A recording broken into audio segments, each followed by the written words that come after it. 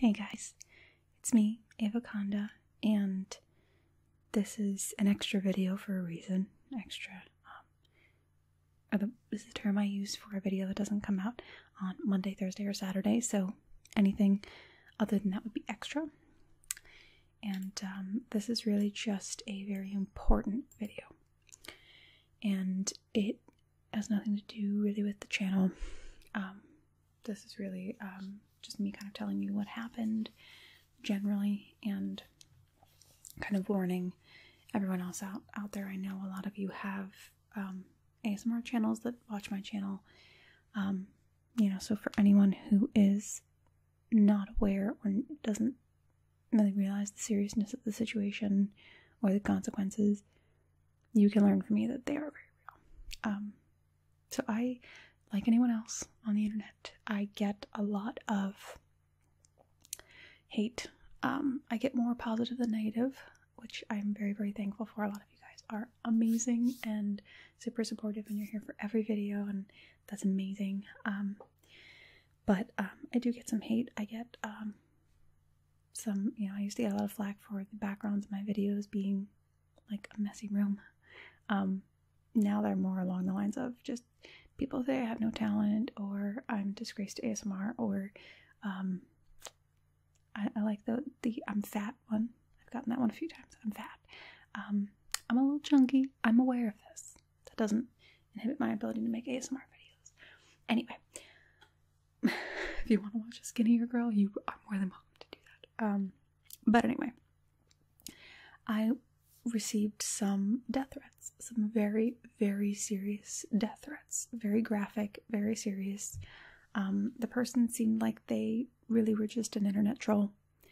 They didn't seem, yes, they were directed at me, but they seemed more like they were just doing this in general. They were also threatening corporations and other things on my posts, which was odd. Again, like, yes, they were at me, but they weren't at me, if that makes sense.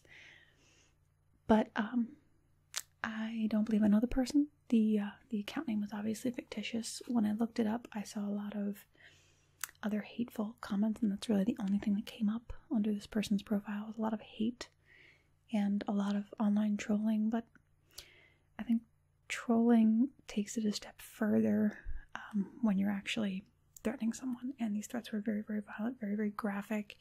And I'll just kind of tell you what you can do if you're ever in this situation.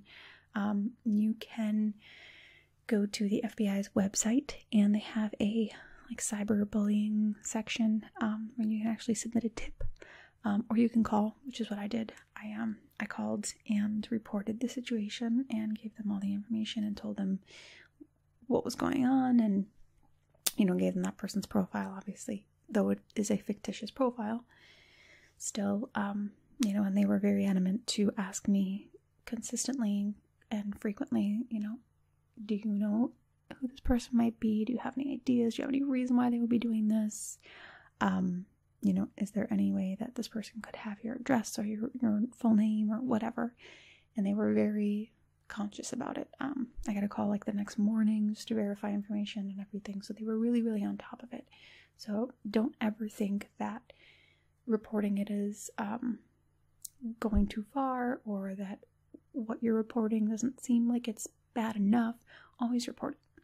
Have someone with the ability to look into it, because all it takes is one threat to be valid for you to be in real danger. So for anyone on here that's a bigger YouTuber or a smaller YouTuber, or just anyone in general, I know this is common sense, but try to keep your personal information off of the internet. I know I keep looking away. I don't know why. It's 12:30 in the morning here, so just I'm a little out of it. But keep your personal information off of the internet. If you can keep your name private, do it. If you can keep the state you live in private, do it. If you can keep your family members' names private, do it. The more steps that someone will have to take to figure out who you are and find you and actually make contact with you, the better. Now, yes, you'll have those random people recognize you when you're out and about. That does happen. And that's okay. That's a little bit not what we're talking about here, but I'm talking about people deliberately trying to find you. If you really want to figure this out, take one of your friends. I don't care if you're a guy or a girl. Get one of your female friends, because we are amazing at this. Have your female friend try to find you via your YouTube or your whatever account that you're using. Have your friend try to find you. See if they can figure out who you are just based on your profiles. See if anything is linked that you don't realize. If you have one family member that keeps commenting on every photo, calling you their son or their daughter, like that kind of stuff. Have someone that you know who's really good at that finding information on people on the internet. We all got that friend. I'm typically that friend, so I do it for myself. I can find any information about anyone. I dig. So, I don't know if that's something I should prep myself on, but anyway, I digress. Have someone try to legitimately figure out if they can find out who you are. I have it through every account. I have it so that I know my PayPal set up, and I've actually had my boyfriend send me money through my paypal.me to make sure that my name is not on there, that my address is not on there. Because when some of you pay for custom videos and things and send me money, I can see your names and addresses sometimes, typically name, sometimes address. So I want to make sure that mine is not coming out that way. Just be very careful. I have not received anything from this person since. I am okay. I'm not really that freaked out about it. My main concern was other people, because I did see that this person was doing this to others when I looked them up, and I kind of took it for what it is. I could tell that it was, knock on wood, empty threats. But the next person may be very, very afraid, and that's fully justified. You are right in being afraid. But I just wanted to do my part to try to get this person to stop doing this to someone. And if there was any validity in it, obviously try to negate that. But just be very, very careful, guys. I know this video wasn't very relaxing. I know it wasn't tingle-inducing, but it is important. And GB said this before, and she's super, super right. If you have 1 subscriber, act as if you have 1 million. Because at some point you will. And if that information is out there, someone will find it. You will have that someone who spends hours and hours trying to figure out who you are, and they will. So start now. Keep all of your personal profiles personal. I even went so far as to delete people off of my personal accounts that weren't friends or family.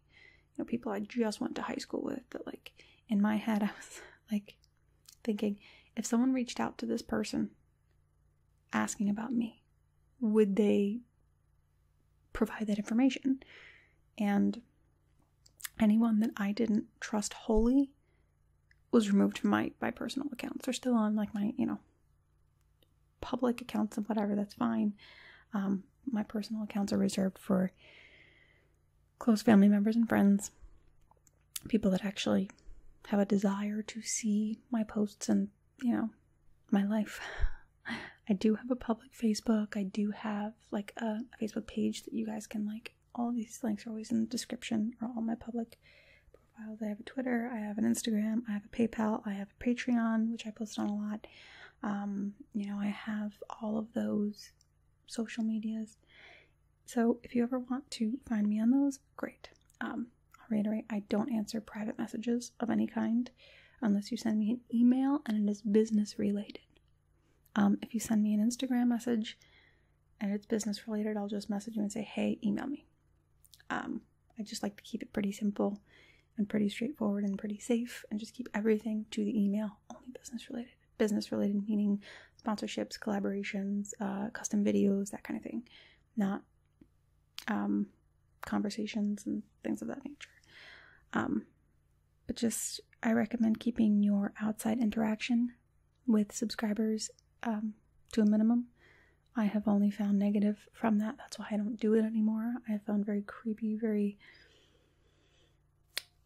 interesting situations, and then you almost feel obligated to respond to the person because now you've created this rapport and you're in this conversation. So especially with the experience that I had last week with these threats, you need to be safe and you need to protect yourself first. And yes, we are here doing this for not only ourselves, but for you guys, obviously, as well. We are putting ourselves out there. That doesn't mean that it is okay for us to receive threats and hate and all of that. Hate is one thing, and we're all going to get it, and you're never going to stop that. But if you're receiving legitimate threats and you are actually in fear, you should definitely contact someone, do something about it. But take the necessary steps now to avoid an issue in the future. Try not to put yourself in the situation where someone can find out your name and address and information. Because only two types of people will do that. People who love you and people who hate you. And I'm not sure you want either one of those showing up at your door. So just be very, very careful, guys. I know this video's been stupid long for what it is, but to answer your questions, yes, I'm okay. No, I'm not going to jump off the internet. I'm not going to give in to the threats of a bully. But I just really want to make sure that you guys just stay safe, okay? Stay safe, and I will see you guys in the next one. Hopefully a little more upbeat than this.